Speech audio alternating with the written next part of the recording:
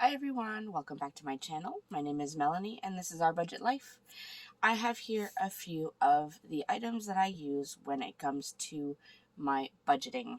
And what I wanted to talk to you about today is all about tracking your expenses, whether they are your regular, groceries, gas expenses, or expenses when you are using your sinking funds. So if you'd like to know all about how to track your regular weekly, daily, or even sinking fund expenses, stay tuned and I will show you.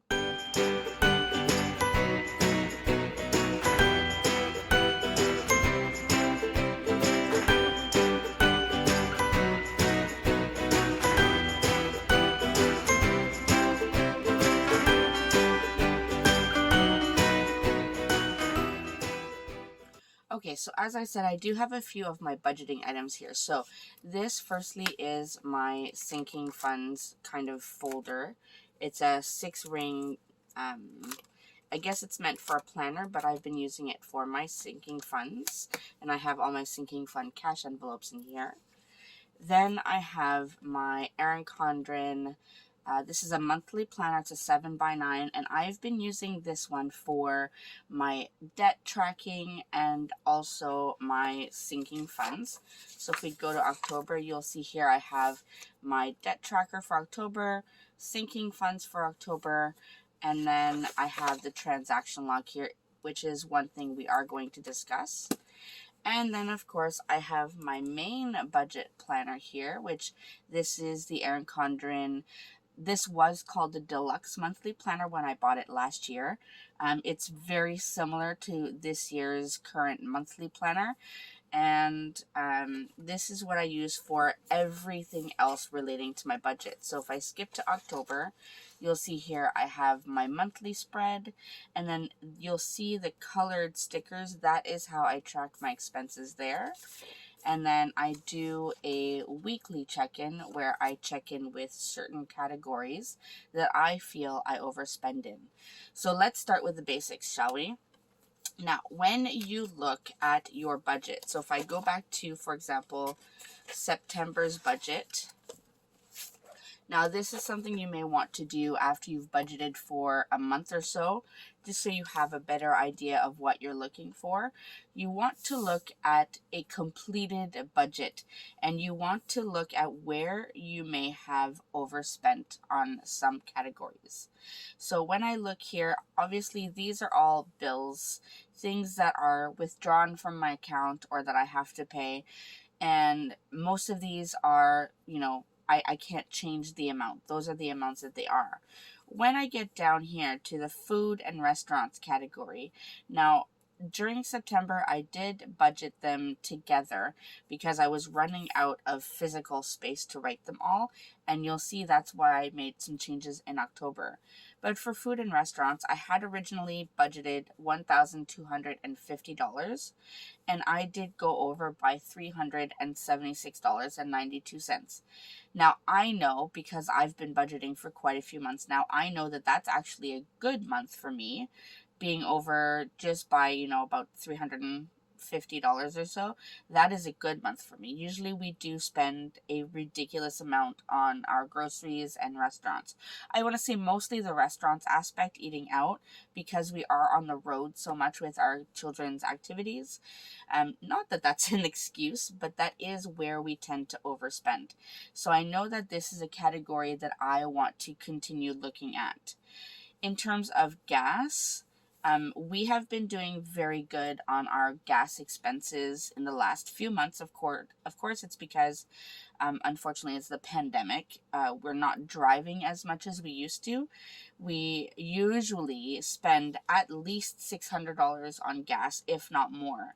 And now that we have a second car, I wasn't sure if we would be going above the 600. In September, we did not yet have the second car, so we were able to stay under budget, which is great. But this is definitely a category that I want to track on a regular basis, just because it can get expensive. The second car is not something that I'm budgeting for or keeping track of. That's something that we've handled separately. Then I do have an other category, and a lot of people ask me what in the world is an other category. Now, an other category are things that I am budgeting in the month that are not part of my sinking funds. For example, in September, if I look here, in September, I had my sister-in-law's birthday on the 4th. And yes, I do have a birthday category, but my birthday sinking fund in here is mostly for my children and so on. I don't really budget for absolutely everyone that has a birthday in my sinking fund. I could eventually, but right now that's not a reality. So what I do is I look at my monthly spread and I look at anything going on. Now for that, I do usually use my actual planner, my monthly planner, where I list all of the activities going on. But I did know that my sister-in-law's birthday was on the 4th, and I did have a couple other activities going on during the month of September that I needed to budget for. Also, it was back to school, so I knew I'd have a few other expenses. Again, I did have a school category in my sinking funds, but because I started my sinking funds late, I didn't feel that I had enough money put aside for anything that I would need to purchase for back to school. So things like that, when I'm looking at my month, I'm thinking about all of the other little things that are going to be happening that I may not already feel I have enough money put aside for, or that I need to budget for that wasn't part of my sinking funds. When I know all of those activities, I assign them a dollar amount. For example, my sister-in-law's birthday, it was her 40th, so we did want to give her a little bit extra, so we budgeted something around $50 or $75.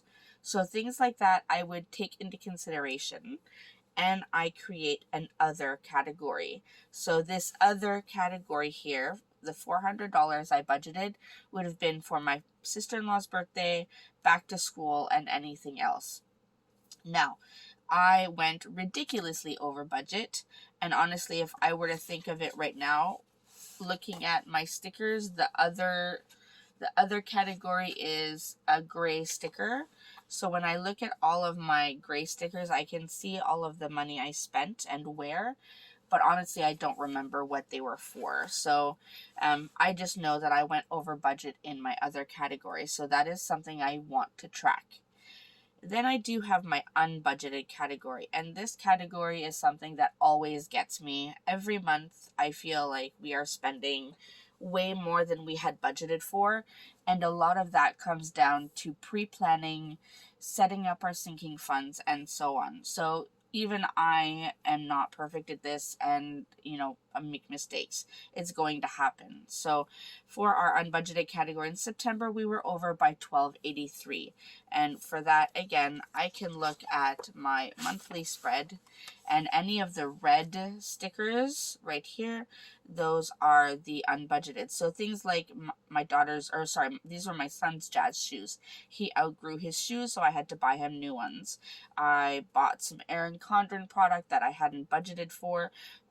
This Canadian Tire expense was something that happened with our vehicle that we hadn't budgeted for, and we didn't have enough money put aside in our car maintenance envelope.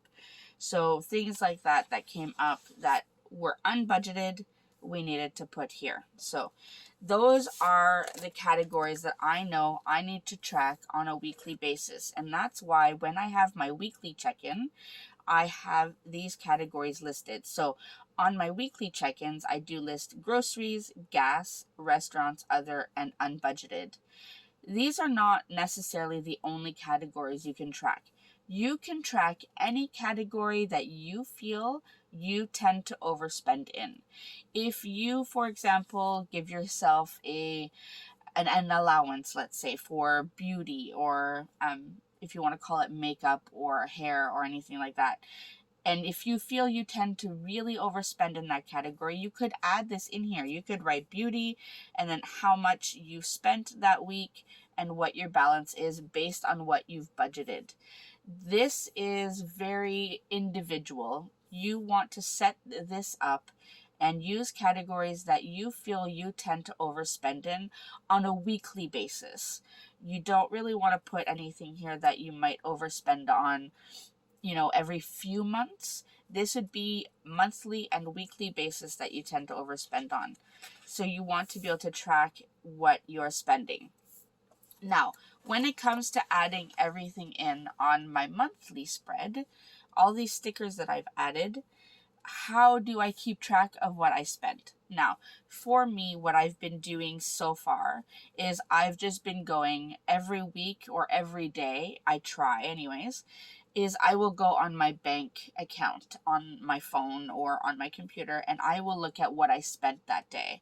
So for example, I might go to Wednesday the 16th on my phone, look at my bank account, and I can see, okay, I went to Freshco and I bought groceries. That was $24.16. I got gas at Esso, so I spent $40 there. I went to the dance store and I bought the shoes for $61.01. And then I know I went to Lone Star, which is a restaurant, and I spent $37.61. So then I will put these on my stickers and I will put them down. Now, do I need the stickers? No, definitely not. You could just write it on your planner. You could write it on a sheet of paper, whatever it is you feel comfortable with. I choose to use the stickers, one, because I like playing with stickers, let's be honest, but also I like the idea of color coding. I like being able to see right away that green is groceries, pink is gas, red is unbudgeted, and blue is restaurants. Again, I don't need the stickers. I could use my mild liners if I want. I could use regular highlighters if I want. I could use colored pencils. Whatever you have at your disposal, if you want to make sure that you can easily identify anything on your spread, you want to be able to do that. That just visually helps me. For example, when I'm looking at my entire spread for September and I see all the red popping out, I know that I had a huge month when it comes to unbudgeted, because that color really stands out to me. So you really want to think about that when you are laying that down. Now, as I said, I do use my bank to kind of look at all of my expenses. What are some other options you could be doing? So for example, for 2021, I purchased myself a, what are these called? This is a classic happy planner, but it is a skinny classic is what I was trying to look for. So I did buy myself a skinny classic planner for 2021, and I plan on leaving this in my car.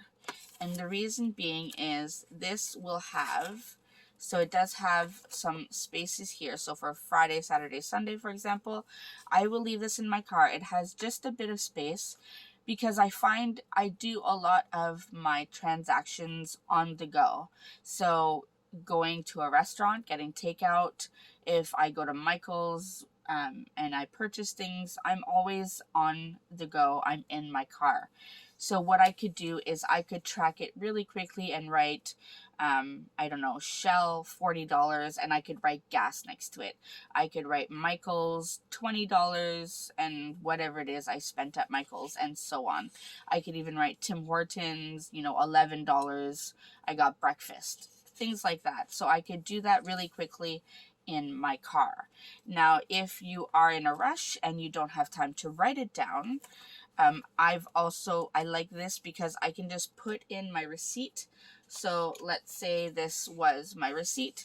I can just put it in here, close this, leave it in my car. And then once I do have time, either at the end of the day or at the end of the week, I could go through here, look at the receipts I have, list them here, and then just transfer them onto my planner and my budget. So this is what I will be using in 2021. There are other options. If you wanted, right now I have my sinking funds. This does not ever leave my house. I leave this whole binder system at home. If I ever needed to use, for example, this clothing category or any category, I could just pull this out of my little system here and put this in my purse. Now the good thing about that is I keep this cash envelope tracker in the envelope and I know how much cash I have in it. Now let's say I go to Walmart and I buy $30 worth of clothes. I could write the date, write Walmart or whatever clothes I bought. I subtract the 30 and then I'm left with a balance of 0. If, again, you are in a rush and don't have time to fill out the card right then and there, you could just slip in the receipt inside the envelope. Once you get home and you take your envelope out of your purse, you take the receipt out, you update your cash tracker, and then put it back here. All right, now that is specifically to my sinking funds, but you could do that with any other cash envelope you have, if it's for groceries or gas or anything like that. Now, if it's for something that is unbudgeted or you don't have a specific category for it, you could just have one of those little, if you go to the dollar store where the Dollar Tree, Dollarama, they have those plastic folders that are very small and would fit receipts in it. And I think some of them even have, up to 12 slots in, and you could put all your receipts from January to December, and you could keep all of that. And keeping that in your car might be an option for you.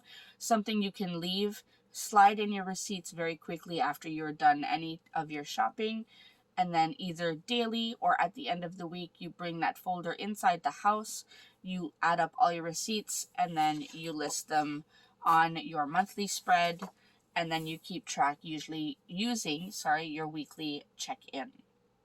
All right, so hopefully that explains the check-in process and tracking your expenses when it comes to weekly expenses. Now, what do you do when you're tracking sinking funds? If you've noticed, I do not list any of my sinking fund expenses anywhere in my budget. So if you were to look, for example, on my monthly spread, these are all things that are coming directly out of my bank account, whether I'm using debit or cash that I've gotten from my bank account, whatever the case is. These are all things, and these weekly check-ins are all things that are coming out of my bank account. If I know, for example, if I take this out, I know that I'm about to go purchase some things for Halloween, which I actually am.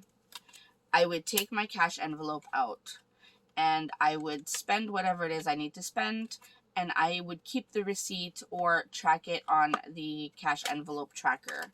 What I do then at the end of the week, or even daily, however you want to do it, is I would go to my October tab, and this is my other budget planner that I put in my debt trackers and sinking funds. So again, I have my debt tracker and I have my sinking funds. So let's say this is my sinking funds for October. I go to Halloween. I currently have $5. I know that I have added money. I just haven't written it down yet because it's not quite the end of the month and I feel like I'm going to add more. But what I could do is, if I'm not ready to write anything on this sheet, I have behind that what I call a transaction log. And here I could write the date. So let's say today is October 20th. I could write October 20th. I could write, $35. Category would be Halloween because that is my sinking fund category name.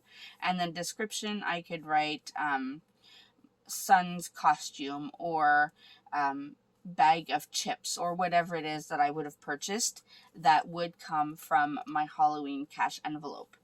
And this would be my record of what I've been spending that is specifically coming from any of my sinking fund cash envelopes. Because once the money is taken out of your account and put into these sinking fund cash envelopes, they are no longer part of your main budget.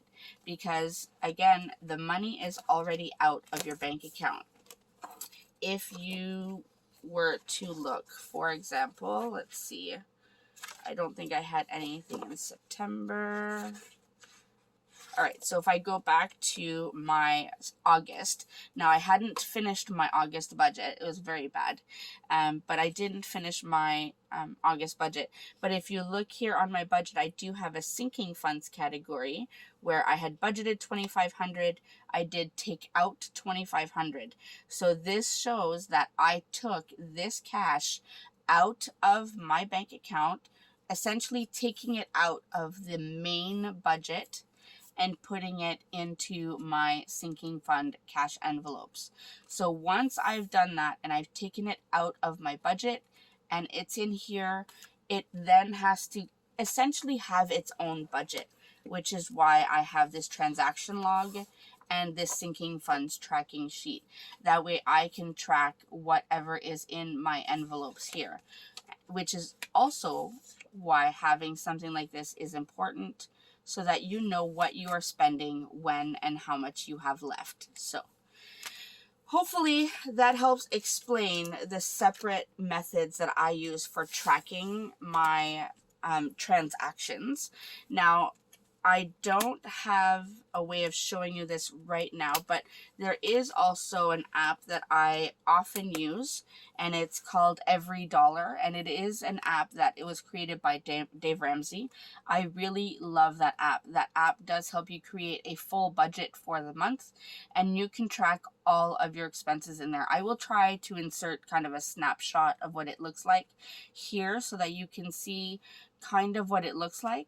But I really highly recommend, if you are more of a, let's say a techie person, you like to use your phone, if you use your Google Calendar often, or if you like to track things electronically more than you do on paper, then you can definitely use that app. It's very easy to use, easy to enter your transactions, and it does track everything for you. You can add categories so that you can say, okay, I spent this, it came out from my groceries account or my groceries category. It will track all of that for you. So, but this is the method that I'm using right now for tracking my expenses, whether they are my regular expenses from my main budget or expenses from my sinking funds.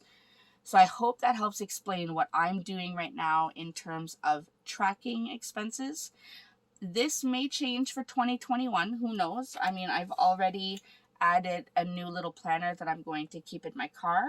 But for now, this is what I'm doing. So I hope this helps explain how to track expenses properly so that you can feel more comfortable about getting an accurate picture of where you are spending your money. If you have any questions, as always, please feel free to leave them in the comment section down below. I do definitely welcome any questions you have or comments. Please keep in mind, I am not a professional when it comes to personal finance. This is all things that I have learned on my own by doing my own trial and error and my own research. So I hope you enjoyed this video. I hope it was helpful, and I look forward to seeing you in my next video. Thanks, everyone. Bye.